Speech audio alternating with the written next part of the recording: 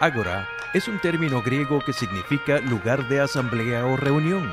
Tradicionalmente, el ágora era el lugar específicamente designado para que los ciudadanos griegos se reunieran a debatir sobre los diferentes asuntos concernientes al sistema democrático.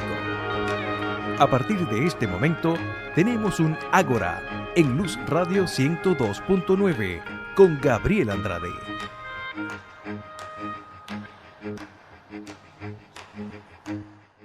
Saludos amigos, bienvenidos a Ágora. Hoy me acompaña en la edición y montaje William Velarde, en el control técnico Franklin Palmar, nuestra productora es Norelba Torres, el director de Luz Radio es Jesús Urbini, quien les habla Gabriel Andrade, estará en la conducción. @gandrade80 es mi Twitter. Me acompaña esta noche el diputado Eliseo Fermín al Consejo Legislativo del Estado Zulia. Hoy estaremos conversando sobre la disputa del Esequibo. Buenas noches, Eliseo, bienvenido.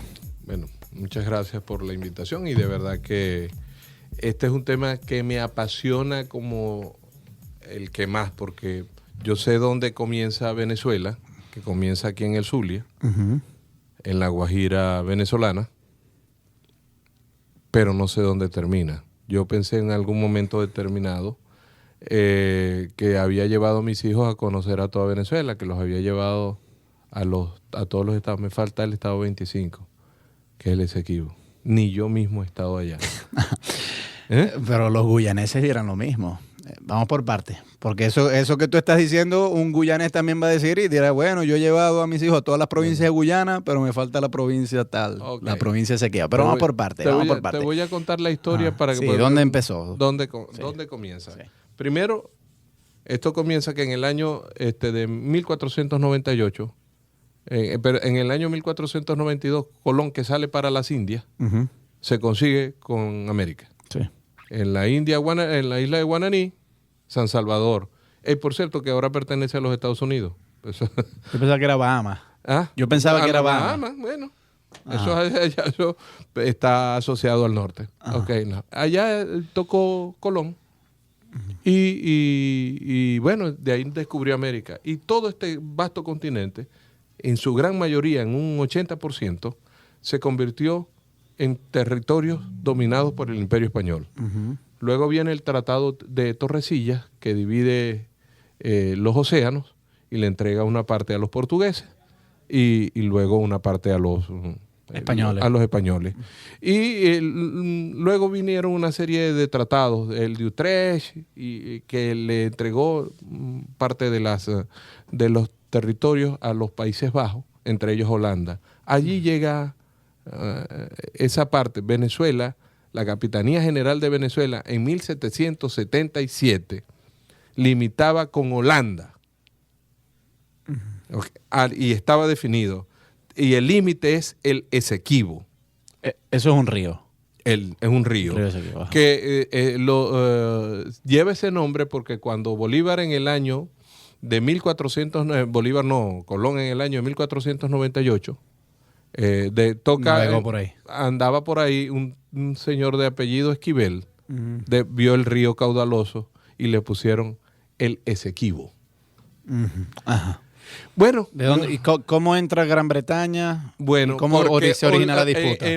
Luego de que Holanda es dueña de esas pequeñas porciones con respecto a lo que es América completa, Surinam y la parte oriental del Esequibo, la costa oriental del Esequibo, los ingleses, que se convierten en 1814 ya en un imperio y se estaban expandiendo en el mundo, la India, África, haciendo cosas, le obligan a Holanda a venderle una porción del Esequibo. Y le venden, por supuesto, la parte que le corresponde. Le venden la parte que le corresponde a ellos y Venezuela comienza a limitar. La Capitanía General de Venezuela, que era súbdita de España, comienza a limitar con los ingleses. Estábamos en plena batalla, estamos hablando de 1814. Los españoles, que esta era su colonia, y nosotros liberándonos de los españoles. Cuando nos liberamos, ¿qué decimos y decimos en la Constitución? que los territorios de Venezuela son los que corresponden a la Capitanía General de Venezuela del año 1777, decretado por los españoles. Por eso el Esequibo es nuestro, es tan nuestro como el lago de Maracaibo y es tan nuestro como la Plaza Bolívar de Caracas. Luego, como esos son unos territorios selváticos, los ingleses desde Georgetown comenzaron a meterse. Georgetown es la capital de Guyana. De la República Cooperativa de Guyana. Que en aquel momento no era independiente, era parte del Imperio Británico. Era parte. Los británicos que querían controlar el Orinoco, que era su objetivo, adentrarse. Bueno, llegaron un momento en que contrataron un cartógrafo alemán que comenzó a hacer unas líneas. La primera línea que él publica dice que es el Esequibo.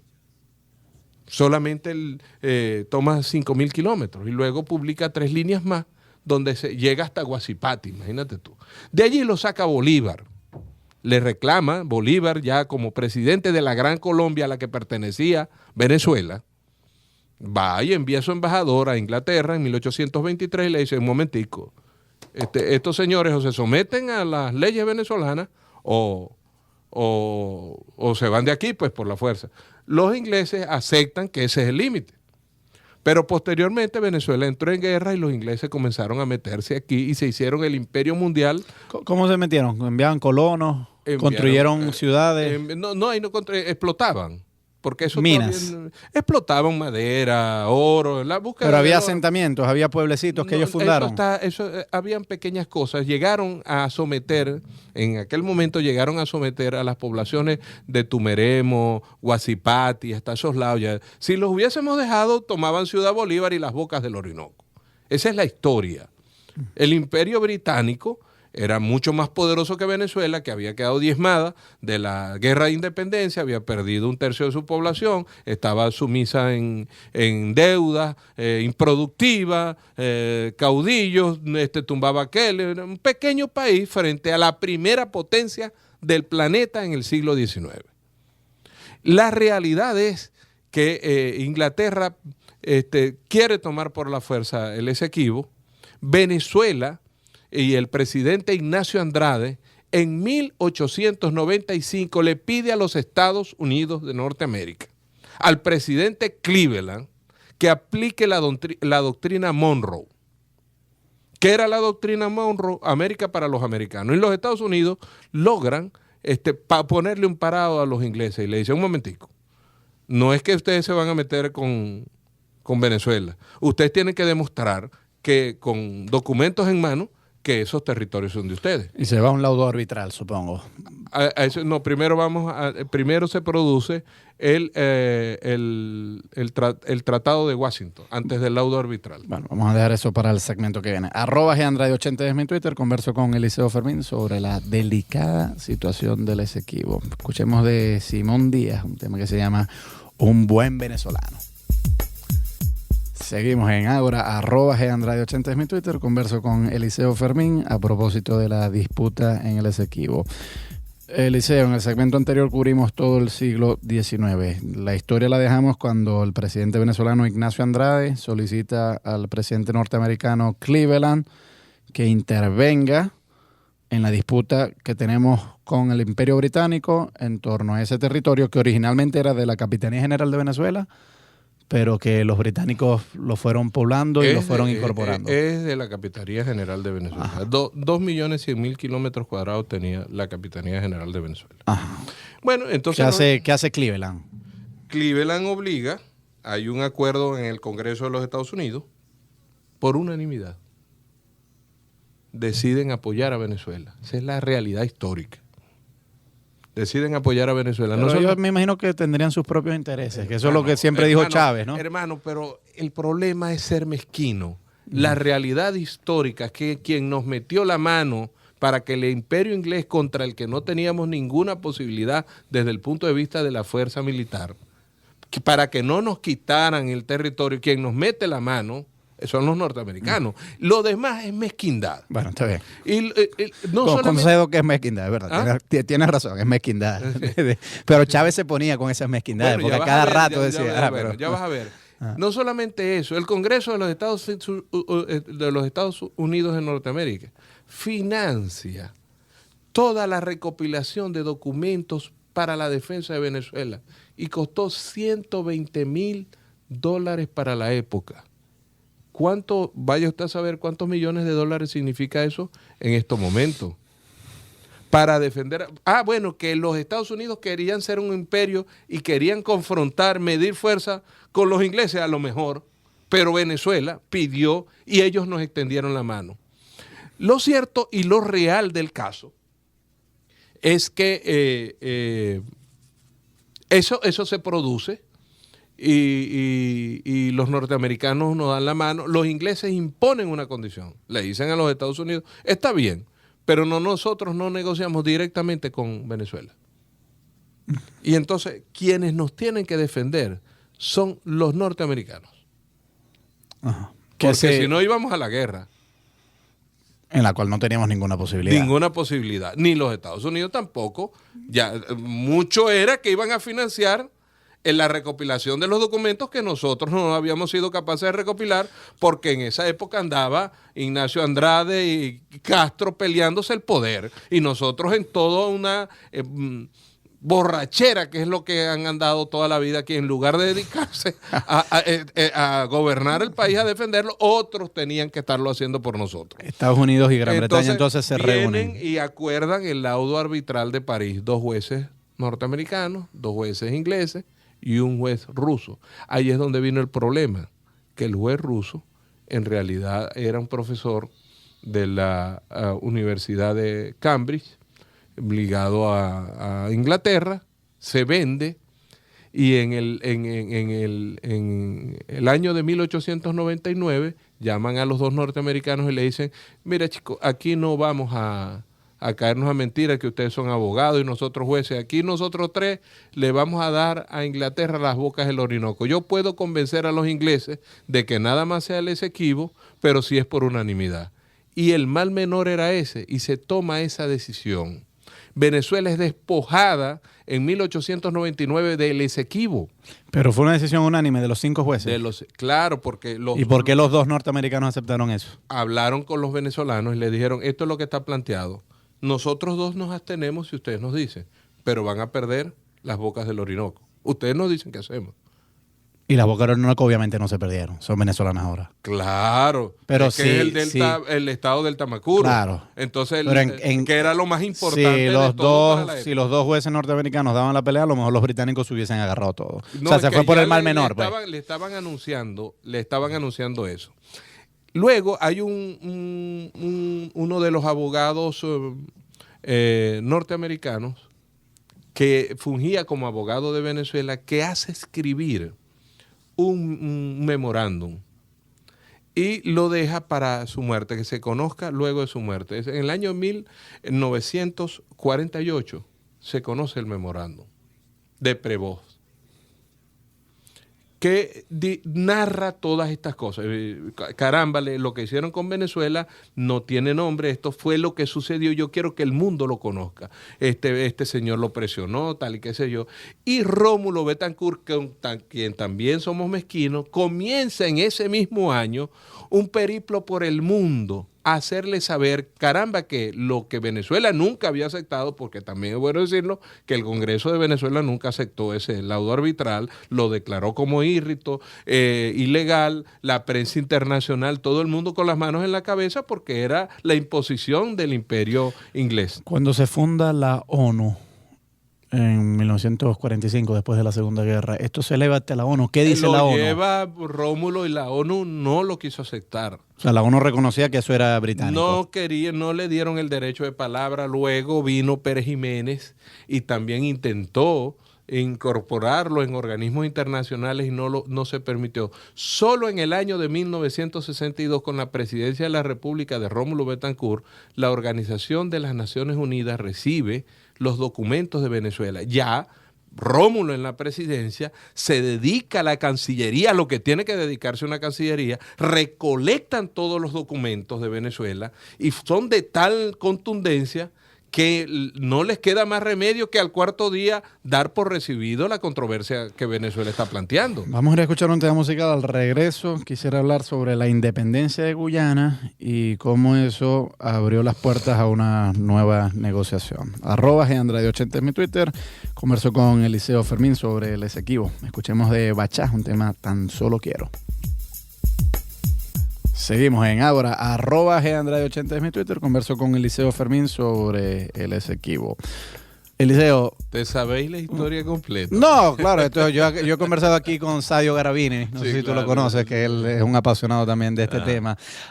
Llega la independencia de Guyana, no sé en qué año. En el año 65, Inglaterra comienza un proceso con sus colonias a darles la independencia, otro estatus, pues, a las colonias inglesas. Pero ya estaba aceptado la reclamación venezolana. Entonces, los ingleses no podían darle la independencia a Guyana con un problema por el territorio. La mayoría del territorio estaba en disputa. Y Venezuela, con contundencia, hace valer sus derechos y se llega al acuerdo de Ginebra. En Ginebra, ¿qué se acuerda? Dice, bueno, el país ¿Ese acuerdo es con el gobierno independiente guyano o con el Imperio Británico? No, es tripartita. Recuerda que ese país no había nacido. Sí. Es con Inglaterra, Venezuela y quienes promovían la independencia de Guyana. Muy bien. ¿Ok? Entonces se acuerda que ese territorio lo va a regentar Guyana, pero no se puede hacer ningún tipo de desarrollo mientras no se definan los límites que corresponde a cada uno de los países. Que la negociación es bilateral entre los dos países, no utilizando otras instancias, que tenían 4 años para hacerlo y que de fallar en la relación bilateral existía la figura del buen oficiante, designado de común acuerdo por el presidente de la Organización de las Naciones Unidas. Ese es el acuerdo de Ginebra. Allí se logra lo que Betancourt quería y Venezuela quería. Y toda Venezuela había aspirado desde el año 1899, que era declarar la nulidad del laudo arbitral. Porque cuando tú dices, te tienes que sentar de nuevo a definir cuáles son los límites, porque el laudo es írrito. Los guyaneses, luego de que obtienen la libertad, no quieren reconocer, sino que dicen, no, nosotros reconocemos el laudo y nosotros decimos, nosotros reconocemos el acuerdo de Ginebra. Pero se mantuvo la soberanía guyanesa sobre ese territorio. No se puede explotar, pero sigue siendo territorio guyanés. Bueno, pero no se puede explotar. No se puede explotar ni hacer ningún desarrollo, ni el hecho de posesión, también dice, le dan el principio del usi poseidetis iuri, no aplica para ese principio no aplica para el Esequibo. Claro. Entonces, allí tenemos que Venezuela raya la zona en reclamación. La zona en reclamación. Claro. En 1970, por cierto, hay que rescatar, el único país de América que estaba en contra en ese momento de que Venezuela era el dueño de Guyana, es Cuba. Es Cuba. En el año de 1970, lamentablemente, el doctor Rafael Caldera firma en Trinidad el protocolo de Puerto España congelando las conversaciones por 12 años. Un error grave de la Cancillería venezolana. Entreguista prácticamente. En el año 1981, Luis Herrera Campins dice, no, esto se acabó. Pero se habían cumplido ya los 12 años. Se iban a cumplir. Se iban a cumplir, pero el protocolo decía que había que denunciarlo antes. Un año antes lo denuncia Luis Herrera y dice, no, aquí hay que retomar de nuevo las conversaciones. Ratifica Fidel Castro que Venezuela es expansionista. Crean el CARICOM. Lo ponen en Georgetown, que ese país no es caribeño, tiene una fachada atlántica. Correcto. Entonces los venezolanos tenemos que tener... Vamos ahora por parte, vamos a entrar un poco más en el terreno de la especulación, pero yo sospecho que tú tienes mucho que decir al respecto. ¿Por qué Cuba asume esta postura?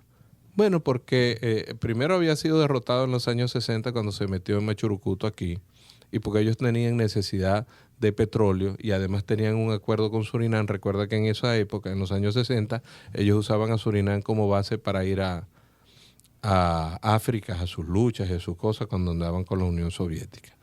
Entonces, Entonces, que había un reconcomio contra Venezuela. lo ha habido toda la vida y nos han utilizado. Hace una semana, acaba de votar el CARICOM, a quien le vendemos petróleo para que nunca nos los paguen. Hermanos, acaban de votar todos, incluyendo la República Dominicana, que le vendimos la deuda pública por el 40% ahorita y que le financiamos el petróleo para que no los paguen nunca. Acaban de votar diciendo que Venezuela es expansionista y que eso hay que dárselo a Guyana. Entonces nosotros tenemos que revisar cómo es que es la cuestión de los aliados y los amigos. Siempre Una manito lava la otra y las dos lavan la cara, pero no nos pueden ver la cara de cornudos a los venezolanos, de gafos.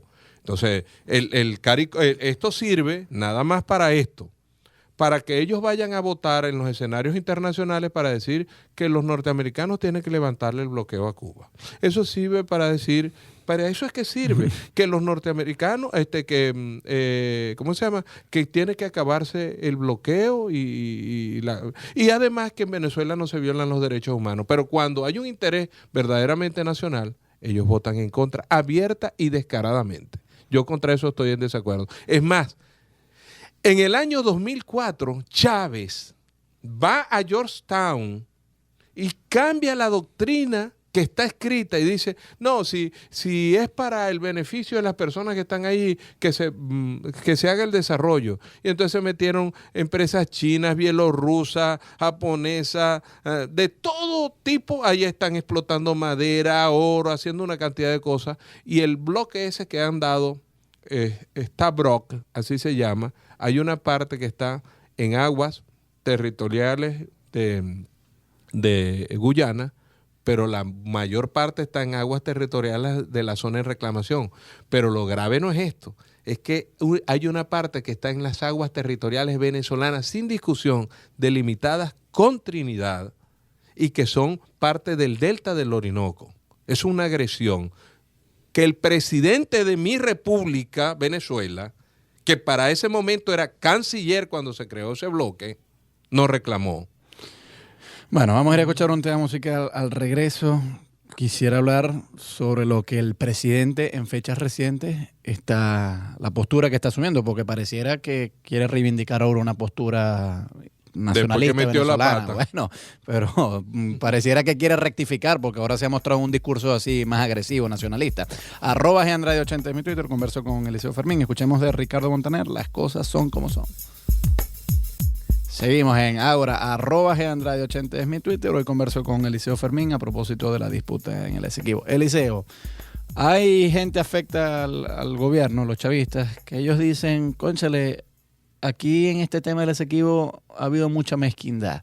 Porque así como tú has oportunamente dicho que somos demasiados mezquinos con los norteamericanos y que más bien deberíamos reconocer que fue el gobierno de Cleveland el que intervino a favor de nosotros, bueno, ahora aquí hay que reconocer que el gobierno chavista no es tan entreguista como se le ha acusado y la Cuarta República no era tan soberanista como se ha querido presentar. Tú mencionaste en el segmento anterior que fue Caldera quien congeló las conversaciones. Los chavistas no han hecho nada similar a eso y con toda la gente es muy suave con Caldera. No ha habido suficiente reproche. Tú ahorita lo mencionaste, es verdad. Pero yo no he escuchado a otros analistas de oposición y políticos hacer el reproche duro que Caldera se merece. Eso por una parte. Y por otra parte, eso decir que Chávez y Maduro son entreguistas, bueno, no están así, porque por lo menos en fechas recientes Maduro se ha cambiado el tono de su discurso y se ha mostrado en una faceta más nacionalista y bueno, que la batalla del Esequibo no está perdida. ¿Cómo evalúas tú Pero por eso? supuesto que no está perdida. Y el cuy está de nuevo en una palabra que tú dijiste. Ha cambiado. O sea, cuando tú cambias es que no llevas la misma ruta, la que era equivocada. Los hechos que yo estoy mencionando son históricos. Chávez estuvo en el año 2004 en una posición que era la que le exigió Cuba y Guyana a Luis Herrera en el año 81. Que lo aceptaban en el grupo de los no alineados, sí y solo sí, a permitir el desarrollo en Guayana. Luis Herrera dijo que no, prefiero no meternos en los no alineados, pero este territorio es venezolano. Chávez permitió eso. Se metió en el CARICOM. Pero o sea que ¿para qué? básicamente fue un pacto. Dice, bueno, ustedes votan a favor de Venezuela en la OEA, dicen que aquí no se A violan... favor de Venezuela no, a favor de de Chávez. Dicen que aquí no se violan derechos humanos, solicitan el fin del embargo y a cambio yo te doy el Esequibo. Y a ustedes yo les doy petróleo. O sea, Y el Esequibo, por supuesto. y dejo de no reclamar. Le importa yo lo digo claramente, no le importó el Esequibo. No le importó. Un venezolano patriota no hace eso. De verdad. O sea, eso no lo podemos poner medias tintas, ni podemos jugar al empate. Vamos a poner que y no. Perdón, es una política entreguista del 15% de nuestro territorio. ¿Tú sabes cuánto está ahí en disputa de mar territorial? 170,000 kilómetros cuadrados y nos quieren dejar como 12,000. De esos 170,000. Por eso el bloque es Star Wars. Que el canciller de la República, que hoy es presidente de la República para la época, no haya protestado cuando Guyana pidió extender los límites marítimos en la Organización de las Naciones Unidas. Por favor. Hay un entreguismo que hay que decirlo. Ahora, que todos tenemos que unirnos y tenemos que respaldarlo en una política nacionalista, ahí estoy de primero. Pero las cosas hay que decirlas como es. Es más, hay un error grave. Tú sabes que él dice que ahí está explorando la Exxon, un consorcio guyanés, británico, la Epson y China. ¿Por qué el presidente no lo dice? Así él lo sabe. El 25% del capital de la empresa que está explorando es chino. ¿Cuáles son las opciones que tiene Venezuela? No, Venezuela tiene ese pleito ganado, solamente que tiene que ponerse duro. Es el Acuerdo de Ginebra. Porque Venezuela no aspira más allá del Acuerdo de Ginebra. O sea, lo único que aspira entonces es que ese territorio no se explote, pero no que regrese a Venezuela la soberanía. Ahí es donde está la cosa. ¿Para qué le sirve a Guyana tener que cuidarlo si no lo va a explotar?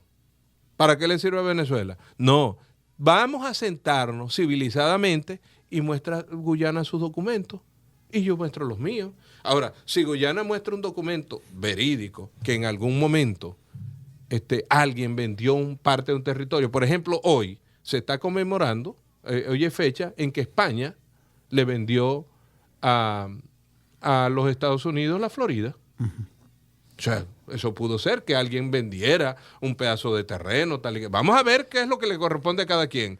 Pero eso de a la fuerza, ni yo me niego y yo estoy aquí, yo arreglo contigo que yo voy a explotar aquello y nosotros como venezolanos no hacemos nada, pero además jugamos a la diplomacia interna. Como este es el presidente, así él haya cometido errores, porque allá hubo un presidente copellano que cometió errores, yo no lo voy a reclamar a eso no me parece. Tú dices entonces que entre la pretensión venezolana sí puede estar que eso regrese a Venezuela y que sea parte del territorio. Ese es el objetivo final. Eso es, nosotros como venezolanos tenemos que jugar a eso porque eso es la patria. Ajá. Esto ya lleva más de un siglo. Bueno, yo allí te voy a detener. Ajá. Si tú tienes la posición de que porque tiene más que un siglo lo vamos a dejar, yo voy a seguir en la posición principista de que por eso luchó Urdaneta, Bolívar, Miranda y nos dejaron los terrenos de la Capitanía General de Venezuela. Está bien. Y Guyana no tiene absolutamente ningún derecho, ni nosotros tenemos ningún derecho a despojar a las futuras generaciones de lo que es la patria venezolana. Sí, pero hay en doctrina del derecho internacional algo que se llama el hecho cumplido, el fait accompli. Que puede ser que hubieran injusticias en el pasado, pero ahí hay ciertas cosas que son irrevocables. Bueno, pero tú firmaste. Fíjate tú, por ejemplo. Sí, pero por ejemplo, hay muchas dificultades prácticas. En el Acuerdo de Ginebra, firmaste que no hay desarrollo y que el hecho de que lo poseas. No, lo del desarrollo lo puedo de acuerdo, pero por ejemplo, que regrese esto a Venezuela. La población, por ejemplo. Ahí esos no hablan español. ¿Qué vamos a hacer con esa gente? ¿Qué pasa? ¿Y en el caso que es el primer país que es bilingüe? Eso no tiene nada que ver. Seguramente. Es que porque los yupas no hablan español no son venezolanos. Bueno, pero seguramente los ciudadanos de ese territorio no van a querer ser venezolanos. Vamos a tener un problema ahí. Vamos a tener un problema. Bueno, tendremos el problema. Yo soy venezolano y eso es venezolano.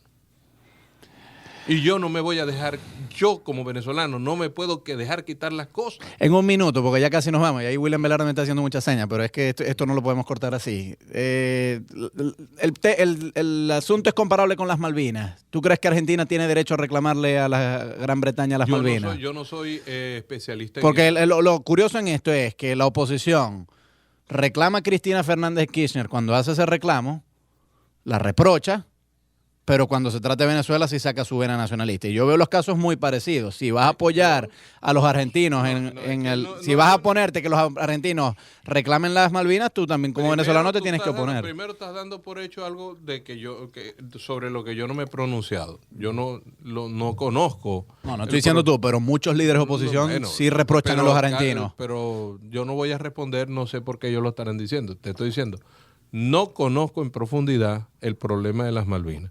Sí sé que Inglaterra definió con España claramente en varios documentos. Es más, hay un mapa publicado y financiado por Inglaterra que hizo publicar en 1804, creo, Francisco de Miranda, donde aparece el límite del Esequibo. Venezuela tiene sus documentos y ese es territorio venezolano. Y yo no me lo voy a dejar quitar porque algunas personas hablen inglés. Porque si nacieron en el Esequibo son venezolanos, porque ese es territorio venezolano. Eliseo Fermín, muy agradecido por haber venido acá. Chicos, deberíamos hacer un debate con algún guyanés, lo podemos llamar. Que ¿tú sabes el problema? Que todos los guyaneses que están en Venezuela quieren ser venezolanos y no les quieren dar aquí la cédula teniendo derecho a tener la cédula. No, yo digo un guyanés que esté allá en Georgetown, que seguramente lo podemos contactar. ¿Puedo contar contigo para ese debate? Claro, cómo no. Gracias a William Velarde, que estuvo en la edición y montaje, Franklin Palmar en el control técnico, Norelba Torres en la producción, Jesús Urbina, el director de Luz Radio, y quienes habla, Gabriel Andrade, estuvo en la conducción. @GAndrade80 en mi Twitter.